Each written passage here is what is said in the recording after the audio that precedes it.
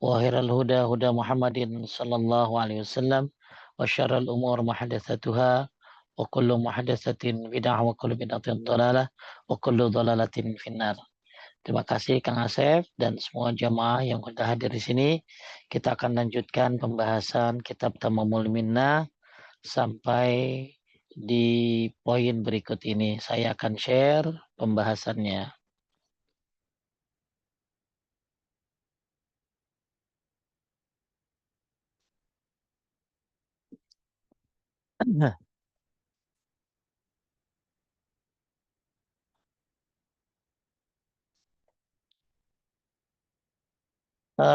Kemarin kita sudah bahas tentang tata cara sholat jenazah ya. Sekarang tata caranya gimana dan lain sebagainya, pernak-perniknya. Sekarang kita mau bahas tentang doa-doa yang diwariatkan dari Nabi tentang doa untuk mayit dalam sholat jenazah. Ya apa aja sih doa yang diajarkan oleh Nabi dalam sholat jenazah. Yang pertama, an Abi Hurairah qala sami'tu Rasulullah sallallahu alaihi wasallam yaqul idza shallaitum 'alal mayit fa ahlisu lahu du'a. Apabila kalian mensolati mayit, maka ikhlaskanlah doa untuknya. Jadi ini yang terpenting pertama kali sebelum kita nyolatin, sebelum kita doain, ikhlasin dulu. Karena kalau doa kita ikhlas, insya Allah mayit mendapatkan manfaatnya, apalagi kalau sampai 40 orang. Maka ketika yang nyolatin sampai 40 orang dan ikhlas dalam mendoakan si mayit, maka ini menjadi syafaat buat mayit. Ya, ini yang pertama, ikhlasin dulu. Karena dengan keikhlasan naikin orang ke atas, kalau tidak ikhlas ya jatuhin orang ke bawah. Kemudian boleh baginya untuk berdoa dengan doa apapun untuk mohon rahmat atau maghfirah untuknya dan agar Allah Subhanahu wa taala mengampuni kesalahannya. Yang lebih utama adalah berdoa dengan apa yang dinukil dari Nabi SAW dalam doa untuk mayit berikut doa-doanya. Ya, Allahumma gfir lahu warhamhu wa'afihi wa'afu anhu wa akrim nuzulahu wa wasi' madkhalahu واغسله بالماء والثلج والبرد ونقي من الخطايا كما ينقى الثوب الأبيض من الدنس وأبدله دارا خير من داره وأهلا خير من أهله وزوجا خير من زوجه ودخول الجنة وأعوذ من عذاب القبر ومن عذاب النار ya hatta cukup sampai situ aja doanya hingga aku berangan jadi saking bagusnya doa itu sampai-sampai dikatakan tamannaitu an akuna ana zalikal mayyit. Saking doanya bagus ya hingga aku berangan-angan akulah yang menjadi mayit itu. Jadi Bapak Ibu banyak orang yang tentunya tidak hafal dengan sholat doa ini. Ya banyaknya cuman apalnya Allahumma gfir lahu warhamhu wa'afi wa'afu anhu. Itu doang ya. Tapi kalau itu aja ya nggak apa-apa. Ya nggak apa-apa. Tapi kalau mau yang sesuai sunnah komplit, seperti ini doanya. Ya, apa sih artinya? Coba kita lihat ya. Kenapa sih sampai-sampai si perawi Auf bin Malik berharap dia jadi mayitnya? Ya, berangan-angan dia jadi mayitnya. Karena betapa indah doa yang diucapkan oleh Nabi Shallallahu Alaihi Wasallam. Artinya begini, ya Allah ampunilah dia dan rahmatilah, berikanlah keselamatan dan maafkanlah dia, muliakan tempat persinggahannya, lapangkanlah tempat masuknya, mandikan ia dengan air salju dan es, bersihkan dia dari kesalahan sebagaimana dibersihkan baju dari kotoran, gantilah untuknya rumah yang lebih baik dari rumahnya, di dunia maksudnya, keluarga yang lebih baik daripada keluarganya, suami atau istri yang lebih baik dari suami atau istrinya, masukkanlah dirinya ke dalam surga dan jauhkanlah dirinya dari azab kubur dan azab neraka. Jadi sampai-sampai Auf bin Malik berharap kalau dia jadi jadi mayitnya. Kenapa? Saking bagus doanya. Apalagi tentunya tadi doanya dibarengi dengan keikhlasan. Yang sudah hafal, alhamdulillah ya, senang. kalau Bapak Ibu bisa hafal. Tapi ya tadi, kebanyakan cuman Allahumma ighfir lahu warhamhu wa'fu anhu. Ya nggak apa-apa, dibolak-balik aja itu, ya.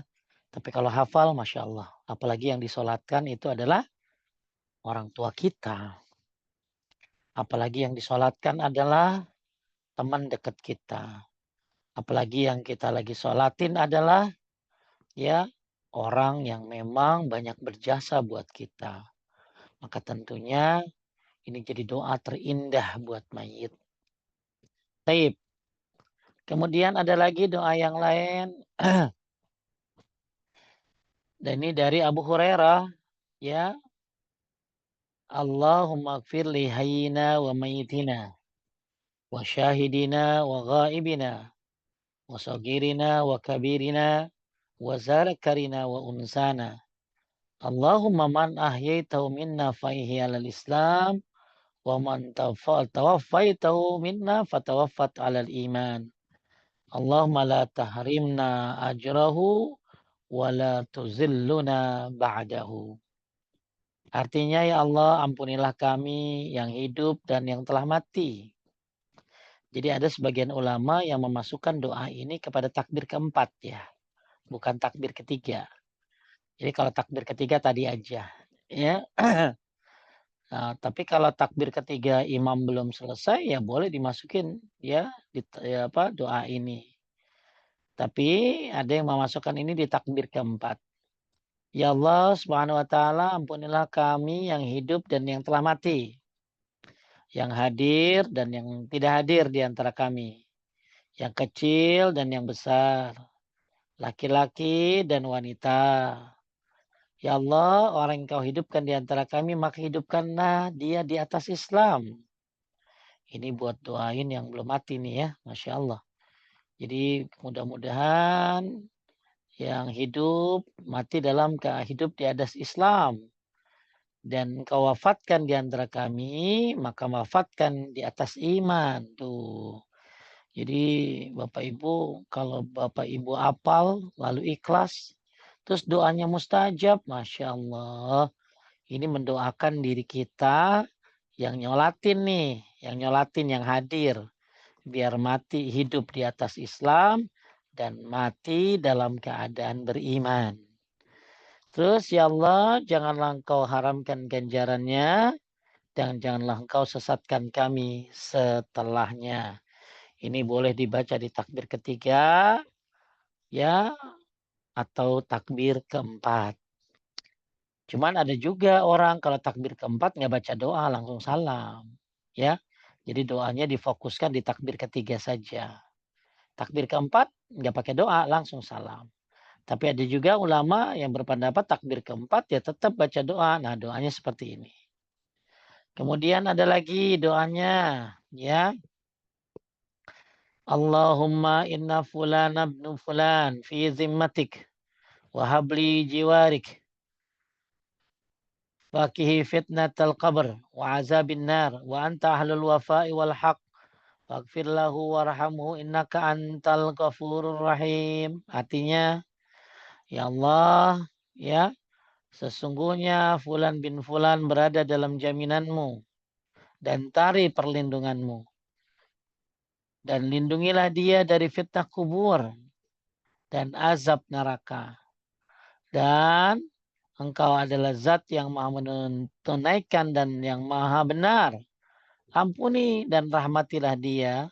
Sesungguhnya engkau maha pengampun dan maha penyayang.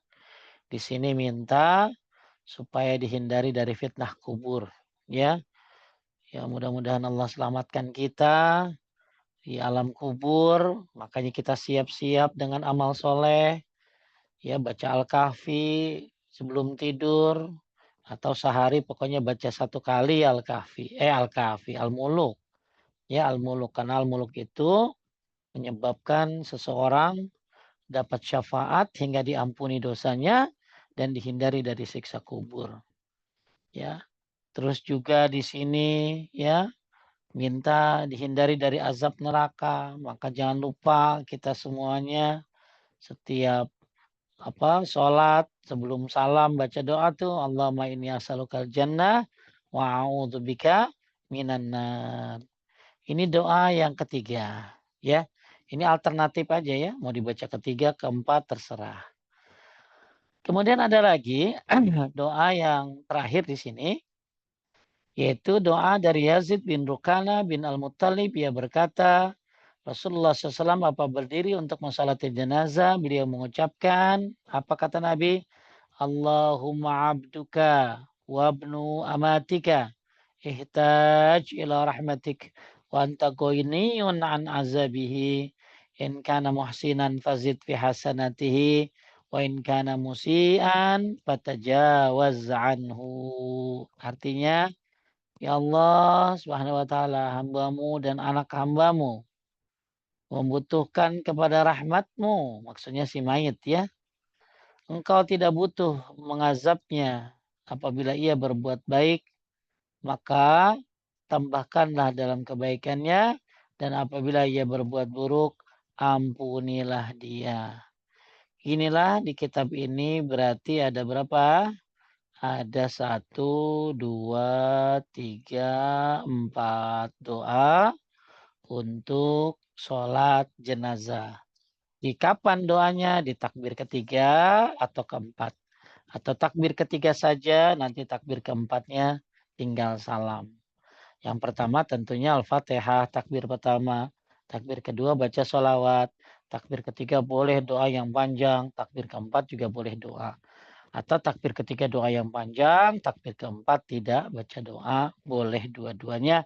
Lalu salam, boleh salam ke kanan saja, tidak ke kiri, atau kanan dan kiri. Taib. Itu doanya. Sekarang kita masuk kepada bab penguburan. Ya, hukumnya fardu kifayah sebagaimana telah dibahas.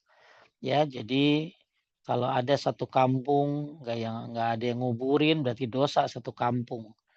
Ya maka kalau sudah ada yang mewakilkannya maka sudah cukup. Ya kalau kita bisa ya kita ikut nguburin, habis sholatin nguburin pahalanya 2 qirat paling kecil kayak Gunung Uhud. Apalagi kalau bisa ngambilin tanahnya. Ya maksudnya ngambilin tanah itu apa maksudnya ngaculin. Ya karena dalam sebuah riwayat siapa yang beri tempat buat mayit, maka dia dapat, dan dia seperti memberikan tempat tinggal buat mayit sampai hari kiamat. Pokoknya urusan-urusan jenazah mah pahalanya gede-gede. Kasih kain kapan, dapat kain di surga. Nyolatin, dapat 2 qirat. Paling ke 1 qirat, paling kecil kayak Gunung Uhud. Nguburin, ikut, setelah itu dapat 2 qirat. Nah, terus kemudian galiin tanahnya, maka dia dapat seperti ngasih tempat tinggal buat mayit sampai hari kiamat. Mandiin jenazah maka ditutupi dosanya sampai 40 kali. Gede-gede untuk urusan jenazah mah. Nah sekarang kita mau bahas tentang sifat penguburan. Kubur boleh dibuat dengan bentuk liang lahat dan boleh dibuat dengan belahan di tengah. Jadi kalau di Indonesia biasanya di pinggir, ya namanya lahat tuh di pinggir. Kalau ada juga di Indonesia ya kuburan viral tuh. Kalau Bapak Ibu buka Instagram atau buka YouTube atau Rumah Zayyan Y-nya 2 nanti ada pembahasan tentang kuburan viral. Kenapa viral? Karena 2 meter dalamnya. Kemudian dia nggak di pinggir ngituinnya apa tuh layang lahatnya. Ya, tapi di tengah ini juga boleh. Taib. Liang lahat lebih afdol karena inilah yang dipilih oleh Allah Subhanahu wa taala untuk nabinya sallallahu alaihi wasallam. Dari Anas bin Malik, ia berkata ketika Nabi SAW wafat di Madinah, ada seorang yang biasa membuat liang lahat, sementara orang lain membuat liang belahan di tengah. Mereka berkata, kita beristikharah kepada Rabb kita dan kita mengirim utusan kepada keduanya, manakah yang lebih dahulu kami berikan untuk dia? Maka kami mengirim utusan kepada keduanya, maka orang yang biasa menggali liang lahat datang lebih dahulu, maka mereka menggali liang lahat untuk Nabi Sallallahu Alaihi Wasallam. Jadi waktu Nabi meninggal, Ya, kan pada sedih tuh, ya sampai Anas bin Malik tuh terasa dunia ini gelap sampai dia salah jalan ke rumahnya. Saking cintanya sama Nabi, kehilangannya Nabi. Nah, akhirnya ketika Nabi meninggal di mana di Madinah ya, maka yang bagus kuburin itu jangan jauh-jauh ya, dekat-dekat dengan rumahnya. Maksudnya bukan di rumah, bukan di halaman, tapi di komplek penguburan rumahnya. Kemudian akhirnya ada 2 orang yang biasa bikin liang lahat dan siapa yang biasa bikin liang di tengah, ya. Jadi kalau liang lahat kan kebanyakan di pinggir tuh. Nah ini enggak, ada 2 sebenarnya, ada yang di pinggir, ada di tengah, dua-duanya boleh.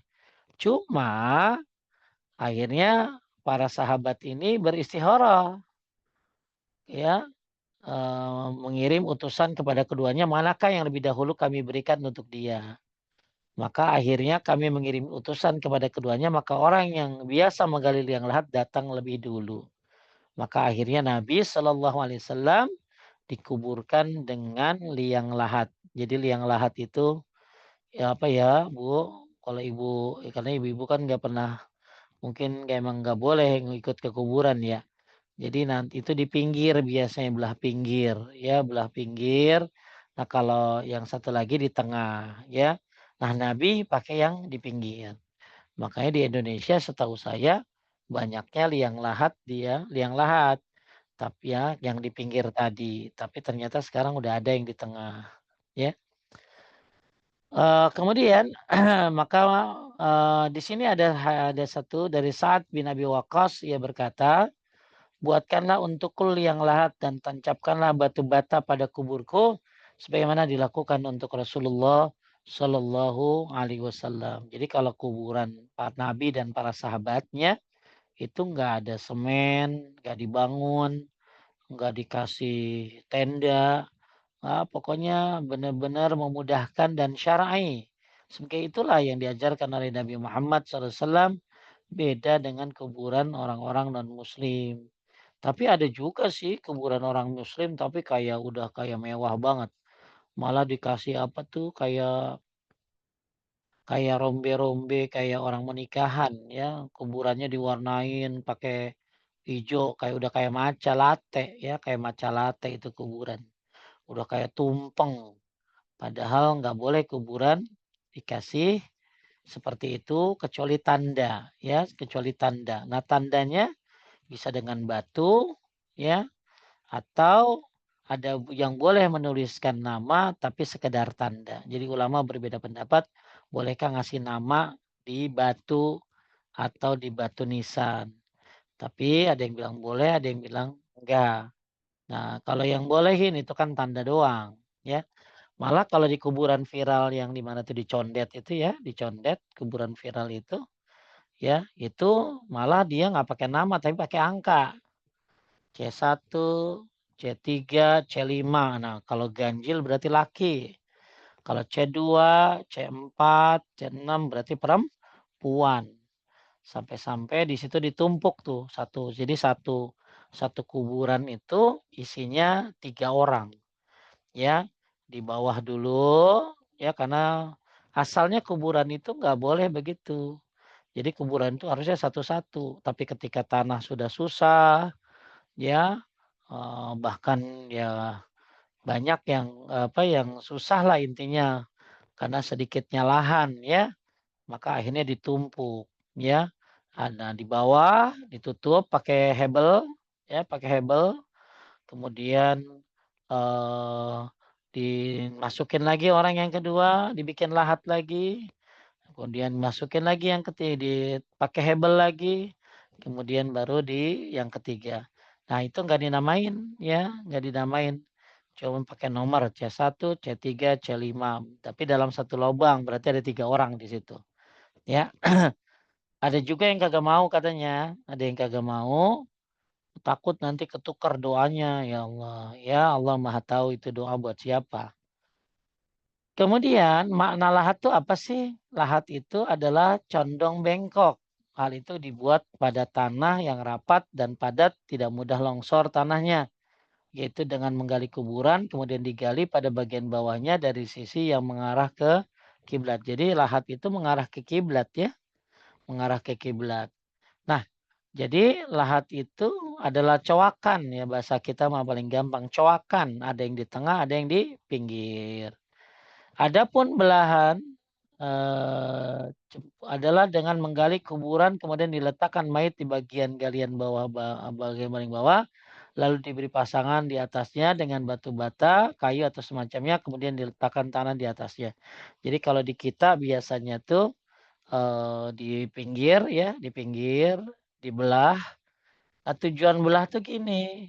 Jadi nanti kalau misalnya mayitnya tuh sudah hancur, lebur semuanya, maka itu kan berarti akan kosong tuh belahannya tuh. Nah, itu nanti yang tanah di atasnya akan turun sehingga kuburannya jadi rata gitu. Nah, itu sunnahnya seperti itu. Ada kemudian nanti apa kan lobang itu ya, lobang lahat itu nanti ditutup pakai kayu biasanya kalau saya sering lihat. Tapi ada juga yang pakai hebel ya itu. Baik, kita lanjutkan. Nah, kita lihat coba seperti apa tadi? Lahat. Nah, ada yang namanya asyak ya. Ada yang namanya lahat ya. Nah, kalau setahu saya kalau lahat mah ini nih di pinggir, ini gambarnya di pinggir. Cuman kalau asyak ya itu di tengah, ya di tengah. Nah, cuman di sini gambarnya ya gambar yang berbeda setahu saya ya. Jadi lahat itu di pinggir, bolongannya cowakannya kalau asyak itu di tengah cowakannya ya. Taib. Jadi intinya kalau ditanya lahat itu apa sih? Ya lahat itu cowakan ya, cowakan ada di pinggir atau di tengah. Kemudian satu perhatikan dalam kuburan. Satu wajib digali dalam dan dilapangkan dengan baik. Dari Hisam bin Amir ia berkata, ketika hari Uhud sebagian kaum muslimin ada yang terbunuh dan ada yang terluka. Maka Nabi SAW bersabda, galilah dan lebarkanlah. Dalam satu riwayat, dalamkanlah. Salah satu riwayat lagi, baguskanlah.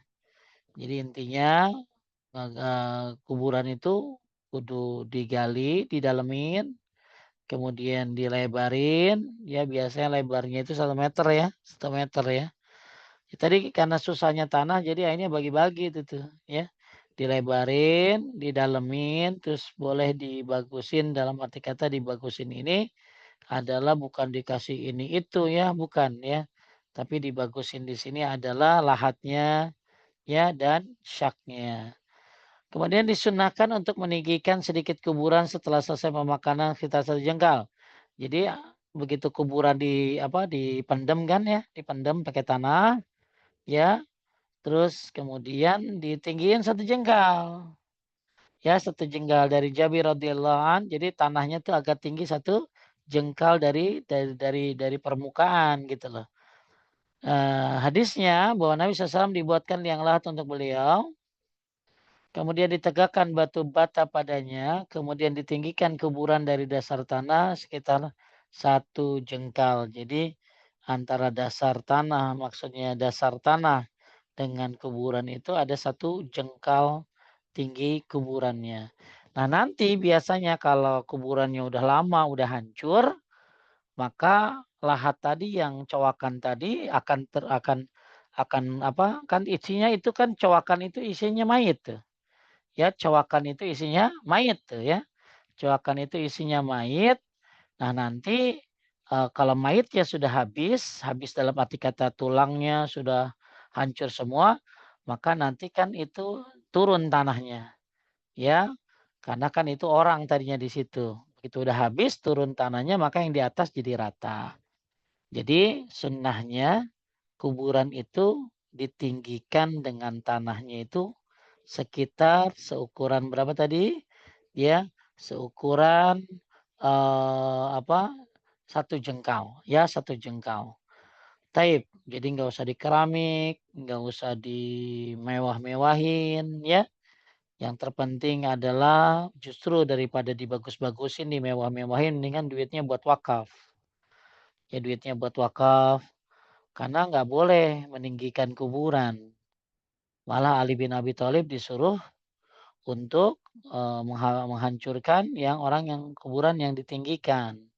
Ya, jadi ditinggikan pakai apa? Pakai semen, pakai batu bata. Nah, kalau yang sunnah nggak begitu. Ditinggikan tuh tanahnya sampai 1 jengkal ya. Nomor 3, menjadikan kuburan ditinggikan dengan tanah dan kerikil dan bukan dengan bangunan dan tanah liat. Ya, jadi kebanyakan orang ya kuburan tuh ditaruh di sisi-sisinya tuh batu bata, ditinggiin ya. Bisa jadi tempat duduk, ya. Nah, ini sebenarnya tidak sesuai syariat. Yang sesuai syariat yang ditinggiin itu tanah, bukan bukan akhirnya di sekelilingnya sampai nisannya dibagusin, dikasih bata, bukan begitu, ya. Kemudian dari Sufyan At-Tamar ia berkata, aku melihat makam Nabi SAW ditinggikan.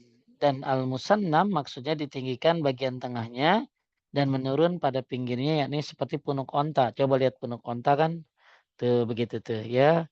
Jadi tinggi di atas terus kemudian melandai seperti itu ya. Ibnu Qayyim rahimahullah berkata kubur beliau berpunuk diratakan dengan tanah diratakan dengan tanah berkerikil merah, tidak ada bangunan tanah liat, demikian juga kuburan kedua sahabat beliau. Ya semua ya, semua kuburan di Makkah dan Madinah khususnya itu nggak ada bangunannya. Ya bahkan nggak ada namanya mereka. Ya, jadi nggak ada dibangun, nggak ada dikasih nama, tapi ya, nah itu cukup ditaruh batu aja di atas kuburannya sebagai tanda. Jadi ulama berbeda pendapat tentang hukum bolehkah menulis nama di atas batu tersebut. Ya, taib. Ini yang ketiga. Saya ulangi yang pertama tadi digali, ya, didalamin, dilebarin. Jadi kalau lebar, kalau dalam ini sesuai kebutuhan ya. Tapi kalau yang 2 meter itu bagus begitu tuh. Karena kalau tidak terlalu dalam, ya takutnya jadi datang binatang buas lalu dikoreh-koreh. Dikoreh-koreh tuh diapain ya? Dikoreh-koreh tuh digali-gali ya akhirnya mayitnya dicolong sama binatang buas. Kalau tidak terlalu dalam, maka bagus digali, dilebarin, didalemin ya. Kemudian, ditinggiin, tapi ditinggiinnya bukan bangunan, tapi ditinggiin maksudnya kuburannya, tanahnya tuh ditinggiin, ya. Kemudian jadi ya kayak punuk onta gitu ya, punuk onta. Kemudian, selanjutnya adalah, eee, apa, menjadikan kuburan tinggian dan tanah yang kerikil dan bukan dengan bangunan tanah liat. Di sini pokoknya istilahnya kayak punuk onta. Ibnu Qayyim berkata kubur beliau, maksudnya Nabi SAW berfunuk diratakan dengan tanah berkelikir merah. Tidak ada bangunan, tanah liat, demikian juga kubur 2 sahabat beliau. Jadi kalau kuburan Nabi sekarang di benteng ya, malah bentengnya 3. Ya, benteng pertama itu nggak ada jendela tuh benteng pertama. Benteng ke di benteng pertama, kemudian ada benteng kedua. Nah, benteng kedua itu adalah biasanya orang bisa masuk ke benteng kedua.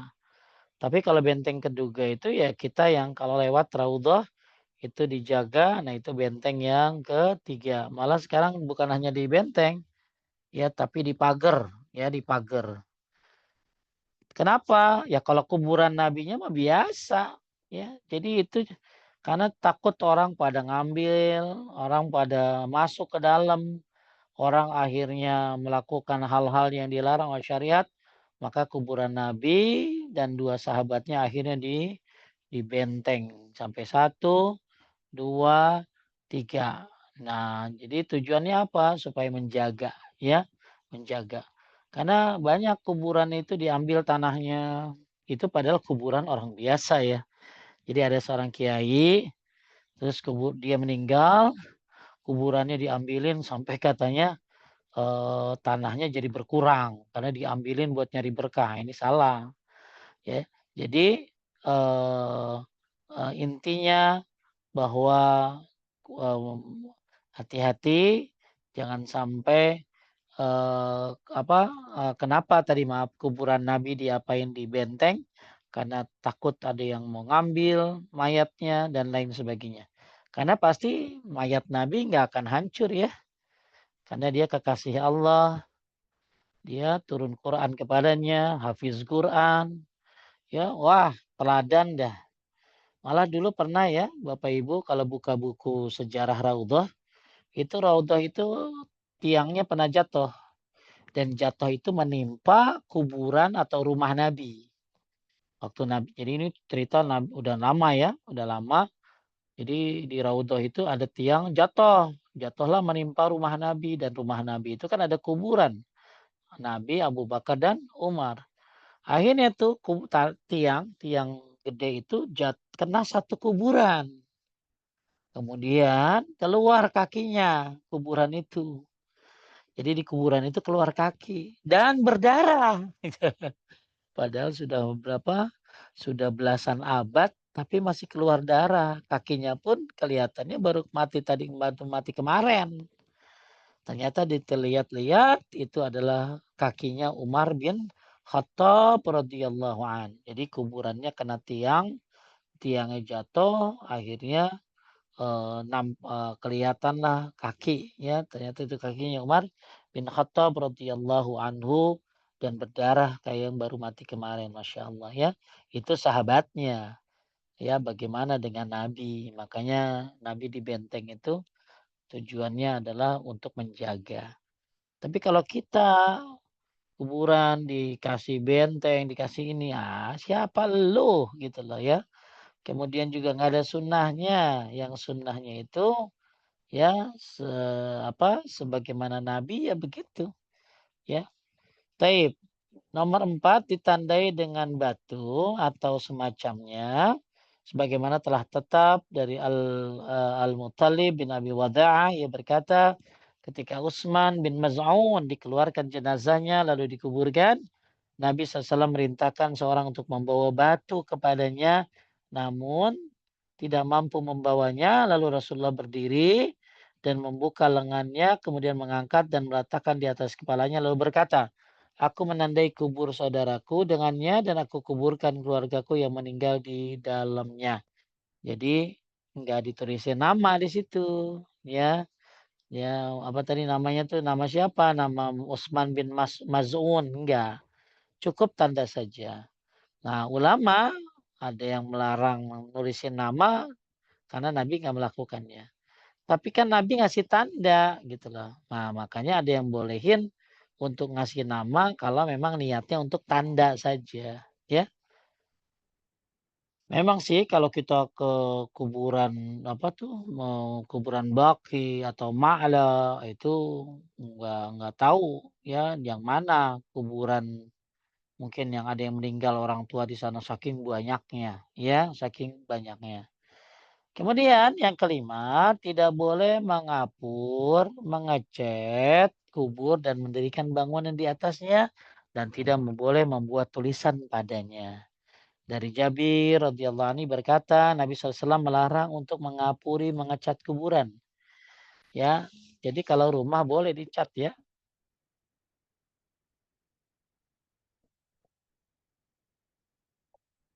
Tapi kalau kuburan mah jangan dicat, ya, jangan dicat. Gak usah ditembok. Ya, kadang-kadang ya sudah jadi paket gitu di situ tuh. Kalau kagak digituin nanti jadi apa ya, jadi nanti ditimbun lagi sama orang gitu ya. Apalagi nggak bayar iurannya. Nah ini intinya kalaupun ada yang membolehkan pakai nama, boleh tapi sekedar tanda. Tapi jangan di kanan kirinya dikosongin aja. Cukup tanah saja ya. Kemudian jadi tidak boleh mengecat, mendirikan bangunan di atas, tidak boleh membuat tulisan padanya. Dari Jabir radhiyallahu anhu berkata, Nabi SAW melarang untuk mengapuri, mengecat kuburan, duduk di atasnya, dan mendirikan bangunan di atasnya. Sekarang mah ya, ada orang pacaran di kuburan, main nyanyi-nyanyi di kuburan. Jadi udah kagak ada yang takut ya kebanyakan. Ya, mereka apa, benar-benar nggak apa, udah nggak menghormati ya, udah menghormati. Taib. Kemudian At-Tirmizi meriwayatkan dan lafaz Rasul SAW melarang untuk mengapur, mengecat kubur, dan membuat tulisan atasnya. Dan mendirikan bangunan di atasnya, serta menginjaknya, nggak boleh nginjak-injak kuburan. Ya, kalau ada orang, nggak boleh kita, makanya karena apa, kadang-kadang gini ya, karena ya mau lihat penguburannya, akhirnya kan jaraknya pasti pendek ya, kuburan satu dengan kuburan lainnya. Akhirnya pada pada ngeliatin, tapi sambil ngeliatin sambil nginjek kuburan orang. Nah, ini nggak boleh sebenarnya ya. Kemudian, makna pengapuran adalah meletakkan di atasnya kapur, yaitu dengan meletakkan di atas kuburan dengan batu atau marmer dan semacamnya. Dibikinin kuburannya indah. Nggak boleh ya, yang indah itu amal, ya. Sampai-sampai kuburannya dimarmerin, terus dikasih tulisan emas, banyak bermegah-megahan ya, bermewah-mewah orang dengan kuburan. Ibnu Utsaimin berkata yang sahih bahwa mengapurnya serta membangun di atasnya adalah haram. Peringatan yang ditulis oleh sebagian orang pada pintu kuburan untuk mengetahui kepemilikan tanah agar tidak dizalimi adalah perkara yang boleh untuk darurat, namun tidak ditulis pada setiap kubur secara khusus seperti pujian padanya dan semacamnya. Makanya ada yang membolehkan nulisin ya di kuburan karena supaya tidak diambil sama orang sebagai tanda. Wallahu alam. Taib, sifat pemakaman. Disunnahkan untuk memasukkan mayit dari bagian ujung kaki kuburan. Ya, dari Ibnu Sirin ia berkata, aku bersama Anas dalam satu jenazah, lalu ia merintahkan agar mayit dimasukkan dari arah kaki kuburan. Ya, jadi jangan palanya dulu, ya palanya jadi kan digotong tuh, yang bawah nerima, yang syukur-syukur yang nerima itu adalah keluarganya gitu loh ya. Nah kemudian, ada larangan tuh kalau keluarganya yang tadi malam hubungan badan walaupun sama istrinya. Nah saya nggak tahu tuh kenapa tuh, tapi riwayatnya sahih itu. Jadi yang nurunin mayit ke bawah itu keluarganya dan dia tadi malam jangan hubungan. Nah ini hadisnya ada, tapi alasannya kenapa itu yang, lagi dicari. Jadi, mayit itu begitu datang ke kuburan sudah digali, nah diturunkannya itu kakinya dulu ya, dimiringin tuh kakinya dulu ya, jangan jadi dari arah kaki kuburan ya. Mananya diletakkan kepalanya di tempat yang akan menjadi tempat kedua kakinya apabila telah dikubur. Kemudian dimasukkan dengan cara pelan-pelan ya. Apabila masukkan dengan cara demikian tidak mudah bagi mereka, maka mereka masukkan bagaimana yang mereka kehendaki. Jadi yang utama ya, adalah, diturunkannya dari arah kaki kuburan ya. Tip. Tapi kalau nggak bisa, berat, susah, dari arah mana saja yang mereka kehendaki. Karena maksudnya adalah berlemah lembut kepada mayit. Dan jadi Masya Allah ya, kita disuruh berlemah lembut sama mayit. Padahal udah mati. Apalagi sama yang hidup berarti ya. Kudu berlemah lembut lagi. Jadi berlemah lembut kepada mayit dan apa yang terdahulu adalah yang paling afdol karena itu adalah sunnah. Kemudian dari Abu Ishaq radhiyallahu berkata Al-Haris berwasiat agar disolati oleh Abdullah bin Yazid. Maka ia pun mensolitinya kemudian memasukkannya ke dalam kubur dari arah kaki kubur dan ini dia dikatakan ini termasuk sunnah. Jadi Bapak Ibu, kalau kita mau disolatin jenazah itu boleh wasiat sama siapa aja. Maksudnya gini loh, yang ngimamin saya nanti si Bapak Anu gitu, itu boleh ya. Asalkan Bapak itu ngerti gitu loh ya. Kalau kagak ngerti mah ya nggak usah. Jadi boleh saja berwasiat nanti kalau saya mati disolatin sama Ustadz Fulan. Ya, itu boleh. Sebagaimana di sini disebutkan Al-Haris berwasiat agar disolati oleh Abdullah bin Yazid. Tapi yang disuruh bagusnya yang ngerti, yang paham ya. Kemudian Al-Munziri berkata, Al-Bahaki rahimahullah berkata di sini sanadnya sahih dan dia telah berkata ini termasuk sunnah sehingga seperti hadis Ustadz. Dan kami telah meriwayatkan pendapat ini dari Ibnu Umar radhiyallahu anhuma dan dari Anna dan Anas bin Malik radhiyallahu an. Asy-Syafi'i rahimahullah berkata, sebagian sahabat kami menggambarkan kepada kami dari Abu Zinad, Rabi'ah bin Abu Nadar, tidak ada perselisihan di antara mereka dalam hal ini bahwa Rasulullah SAW dimasukkan ke arah dari arah kepalanya dan demikian juga Abu Bakar dan Umar mengatakan ini yang masyhur di antara ahli Hijaz. Jadi ada yang boleh masukin dari arah kaki kuburan, ada juga yang membolehkan masuk dari arah ke kepalanya ya. Sebagaimana Rasulullah dimasukkan dari arah kepalanya. Masih ada waktunya, Sep? Silakan, nggak apa-apa Pak Ustadz, dilanjutkan aja dulu. Masih. Taib. Sampai jam setengah dua ya? Setengah dua Pak Ustadz ya. Taib. Kita lanjutin lagi ya. Kemudian nomor dua, orang yang menguburkannya mengucapkan, nah, bocor ya. Sebentar ya. Oh, sebentar, nah, ibu-ibu. Ibu, bocor bu. Maaf Bu Diva, Ipe. Sebentar, saya ini dulu. Cap, cap. Sebentar, saya ini dulu. Rese Iya, banget. sebentar ya ibu-ibu ya. Bisukan semua. Izin peserta Ya, tidak. Nah, nanti Asep coba resen Asep. Asep nih, Asep jadi co-host belum saya jadiin. Oke, bisa Asep? Coba buka Asep. ya, bisa Pak Ustadz. Oke, udah type. Lanjut, kita lanjutkan ya. Jadi kita tadi bahas cara menurunkan mayit. Bisa dari bagian ujung kaki ya, ujung kaki kuburan ya, ujung kaki kuburan. Berarti kalau ya pokoknya ngertilah kuburan tuh ada yang ada yang buat naruh batunya, jadi itu kepala berarti. Yang satu lagi yang kaki ya. Jadi disunahkan memasukkan mayit dari ujung kaki kuburan. Tapi kalau susah boleh dari yang gampang aja. Orang yang menguburkan mengucap, nah jadi kalau misalnya Asep nerima di bawah, ya, nah orang yang menguburkannya tuh ngucapin Bismillah wa ala millati Rasulillah. Jadi sambil bawa mayit tuh Asep ke bawah bilang apa tadi? Diturunin tuh mayit, yang nurunin tuh baca Bismillah wa ala millati Rasulillah. Pernah nguburin nggak Asep? Belum pernah Pak. Pernah ayam pernah nguburin ayam. Ya, jadi orang yang menguburkan, yang nurunin mayit, ya, termasuk yang nadangin, baca Bismillah wa ala millati Rasulillah atau wa ala millati Rasulillah, ya, atau Bismillah wa billah wa ala millati Rasulillah.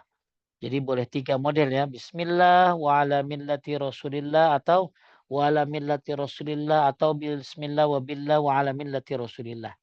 Dari Ibnu Umar radhiyallahu an bahwa Nabi SAW apabila meletakkan mayat ke dalam kubur mengucapkan Bismillah wa billah wa ala millati Rasulillah. Dari Al-Bayadhi radhiyallahu an Rasulullah SAW beliau bersabda seorang mayat apabila diletakkan dalam kuburnya hendaklah orang yang meletakkannya ketika mayat diletakkan di liang lahat mengucapkan Bismillah dengan nama Allah, wabillah dengan Allah Subhanahu wa taala, wala millati Rasulillah di atas ajaran Rasulullah. Ya, jadi kebanyakan di masyarakat yang tenar yang mana saya Bismillah wala millati Rasulillah. Ya, boleh juga wala millati Rasulillah saja atau ini yang komplit Bismillah wabillah wa ala millati Rasulillah. Taib. Kemudian yang ketiga, disukai menjadikan mayat dalam kuburnya dibaringkan di atas sebelah kanan, sisi kanan, dan diharapkan hadapkan ke arah kiblat, sementara kepalanya di sebelah kanan kiblat dan kedua kakinya di sebelah kiri kiblat. Ya, saya ulangi Bapak Ibu, ya. Disukai untuk menjadikan mayit dalam kubur itu dibaringkan di atas sisi sebelah kanan. Asal kalau tidur ke kanan tuh, miring ke kanan tuh, ya. Dimiringin begitu, ya, dimiringin. Dan dihadapkan ke arah kiblat. Nah, mukanya ke arah kiblat. Ya, jadi miring. Nah, kepalanya ke arah kiblat.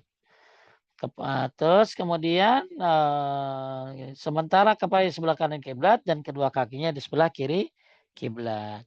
Nih modelnya kayak begini nih, ya. Coba lihat gambarnya, jelas nggak Sep gambarnya? Tuh, jadi kiblat tuh lurus, yang sono kiblat tuh. Ya, berarti palanya dimiringin kemana tadi? Di sisi sebelah kanan, ya. Jadi kayak orang tidur kan tidur sunnahnya ke kanan ya Sep. Tidur kan miring kanan, tapi kayak tidur begitu tuh, ya. Nah, jadi palanya tuh ngadep ke kiblat, berarti miring ya. Ini miring ya. Ini miring ke kanan ya, miring ke kanan, berarti palanya tuh menghadap ke kiblat. Kemudian ya kakinya ya seperti ini. Intinya yang terpenting palanya mengarah ke kiblat dan dimiringin ya, berarti dimiringin. Ibnu Hazm berkata, demikianlah yang telah diamalkan oleh kaum muslimin sejak masa Rasulullah SAW hingga hari ini dan demikian juga setiap kuburan di atas muka bumi ini. Ibnu Hazm rahimahullah berkata, menghadapkan jenazah ke arah kiblat adalah baik. Apabila tidak dihadapkan tidak mengapa. Ini kata Ibnu Hazm, ya. Biasanya kalau di kita kalau nggak dihadapin ke kiblat jadi masalah nantinya. Ya, tali pocong kagak dilepas aja jadi masalah gitu loh ya. Padahal tali pocong itu mau dilepas mau nggak apa-apa. Tujuan diikat-ikat mayit itu kan tujuan kain kapan diikat-ikat tuh supaya tangannya tuh nggak gerak-gerak sehingga akhirnya ya jadi lepas kain kafannya. Jadi diikat pakai tali, nah itu boleh dibuka boleh tidak. Cuman kalau nggak dibuka suka jadi masalah, jadi mitos. Nanti datang lu malam tuh jadi pocong. Nah, ya. Taib.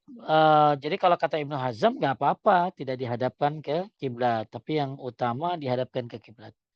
Allah Ta'ala berfirman, Fa'inama tuwallu fasama wajahullah, kemanapun kalian menghadap di situlah wajah Allah, dan tidak ada nas yang menyebutkan dihadapkan jenazah ke arah kiblat.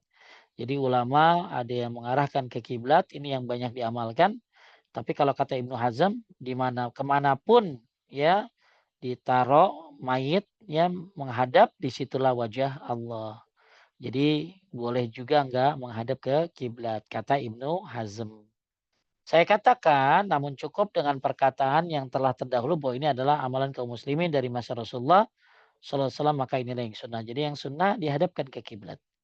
Keempat, kemudian dilepas ikatan kain kafan, dibiarkan wajah dalam keadaan tidak dibuka, melainkan apabila dalam keadaan berihram maka tidak ditutup kepalanya sama sekali.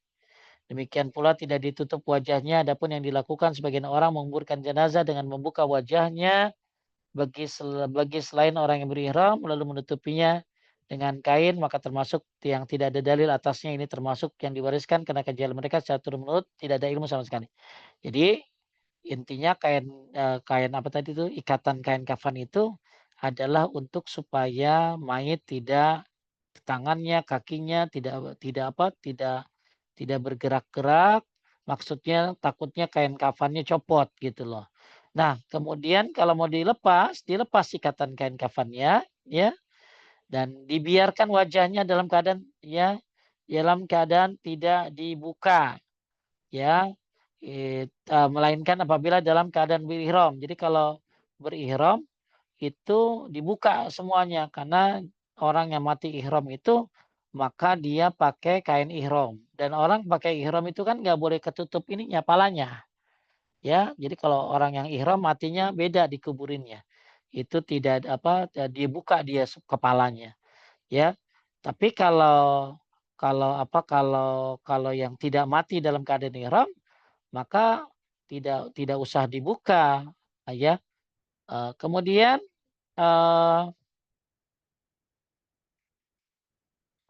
yang kelima, kemudian diletakkan batu bata di belakang mayit apabila berupa liang lahat dan diganjal bagian yang kosong dengan tanah, lihat, hingga tidak longsor kepalanya, tidak longsor. Apabila dengan belahan di tengah maka didekatkan di atasnya yang bisa menghalangi runtuhnya tanah kepadanya. Kemudian ditimbun dengan tanah untuk mengembalikan galian dan disukai bagi yang berada di samping kubur dengan tanah 3 cakupan dengan kedua tangannya sekaligus. Sebagaimana telah sahih dari Abu Hurairah bahwa Rasulullah mensalati sebuah jenazah, kemudian datang kepada mayit lalu menciduk tanah kepadanya dari arah kepalanya 3 kali. Adapun jadi diambil tanahnya, ya, biasanya dijadiin apa? Untuk ganjelan, ya, untuk ganjelan.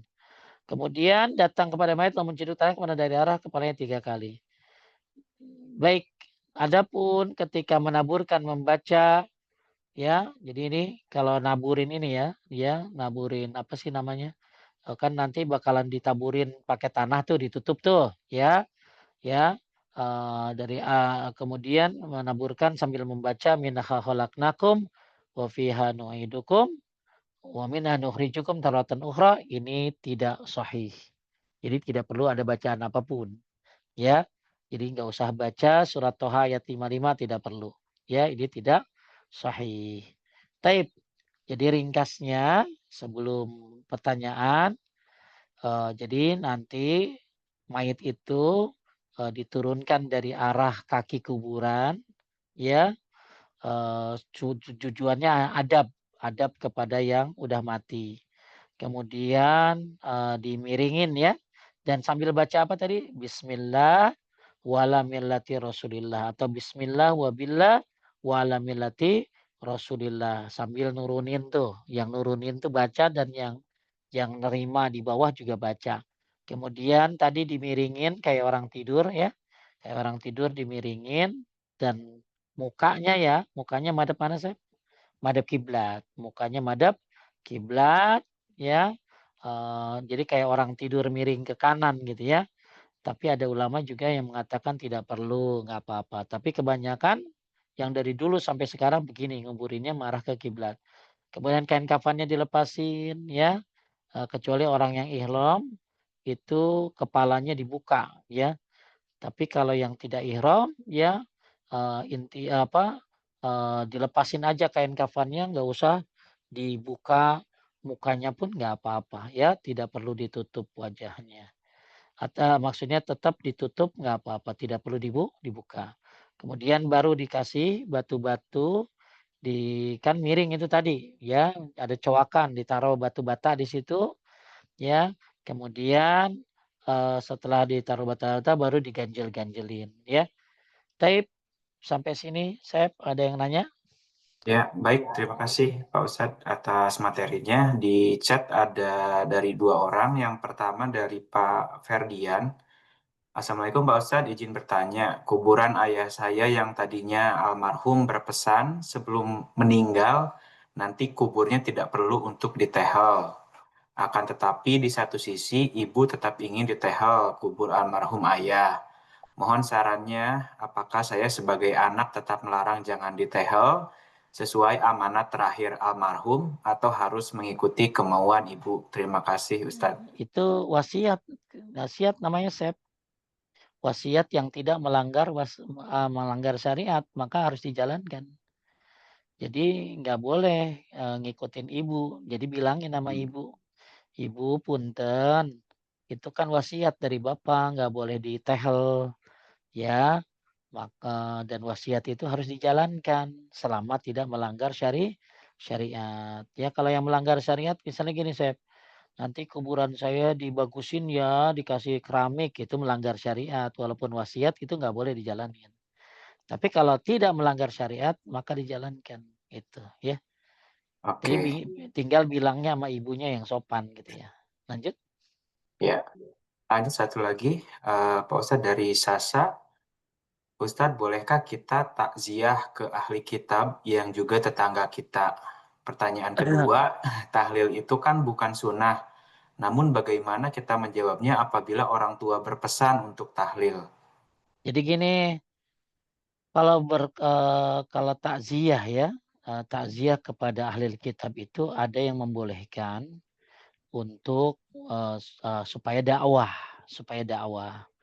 Apalagi kalau yang meninggal itu kan misalnya bos, sehingga kalau si Asep kagak ke sono bisa Hmm, dipecat gitu ya. Nah itu dibolehkan untuk ya siapa tahu nanti dia dapat hidayah ya. Nah jadi bagus diniatkan untuk dakwah. Jadi ulama hmm, memang berbeda pendapat, ada yang boleh, ada yang tidak ya. Tapi buat yang boleh ya niatnya buat dakwah supaya nggak ada mudarat, takut-takut nanti malah berujung kepada pemecatan atau jadi fitnah, ya jadi fitnah. Yang kedua, pengganti tahlilan tuh banyak. Misalnya, ya kalau kan memang tahlilan tidak ada dalam fikih 4 mazhab. Jadi gantinya itu apa? Wakaf. Ya, wakaf Quran atas nama almarhum, bikin masjid, ya wakaf uang buat masjid, beliin apa karpet, wah. Terus kemudian berbuat baik kepada teman-temannya. Banyak sih ya amalan yang bermanfaat buat mayit itu, cuman tinggal kita cara ngomongnya. Ya, hmm, cara ngomongnya yang bagus sama orang tua. Jangan sampai ini orang tua sakit hati, malah kita durhaka gitu loh. Ya, jadi mami, mendingan uang mah ini mendingan buat masjid aja, diwakafin buat ayah ya namanya almarhum. Oh ada banyak nih, ayah kan belum haji, badal haji aja gitu loh. Ya buat ayah ya, yang sunnah nih begini-begini. Kalau mau nanti bikin buku misalnya buku jikir yang sunnah dibagiin ke masyarakat, diniatin wakaf buat ayah. Kebanyakan kan buku Yasin bae ya yang disebarin sampai udah ratusan biji di rumah ya karena orang tetangga pada ngasih padahal yang bagus itu ya wakaf Quran ya bukan Yasin. Kalau Quran kan semua ada di situ ada Yasin. Tapi kalau wakaf Yasin ya cuma Yasin doang nggak ada Al-Qur'annya. Jadi memang ibunya harus belajar dulu sebelum ngomong. Jadi harus tahu dulu amalan alternatif tuh apa gitu loh. Ya, oh nanti mau wakaf, mau apa-apa itu direncanain dulu, dibahas apa diteliti dulu, biar nanti ngomongnya enak. Karena Anda bukan sedang ngomong sama orang biasa, ini sama orang tua yang takutnya malah durhaka gitu ya. Penting untuk kata-kata yang baik. Tape, habis, ya. Sep? Di chat sudah, mungkin di eh, Zoom, apakah ada yang ingin bertanya? Kami berikan satu kesempatan mungkin ya, mengingat waktu. Bapak Ibu Raise hand silahkan ya. di raise hand jika ada pertanyaan.